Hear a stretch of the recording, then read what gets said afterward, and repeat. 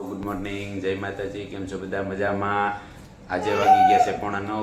ઉઠવાનું થઈ ગયું હતું થોડું લેટ. જો આપણે નાસ્તો બની ગયો છે તો નાસ્તો કરો. તો નાસ્તામાં છે કેરી, રોટલી છે, દૂધ, ચા.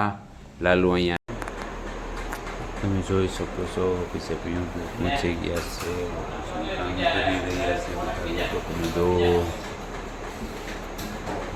જો અત્યારે બધા વ્યસ્ત જો કામ કરે. અત્યારે સવારમાં આવીને હોય તો વધારે કામ એટલા માટે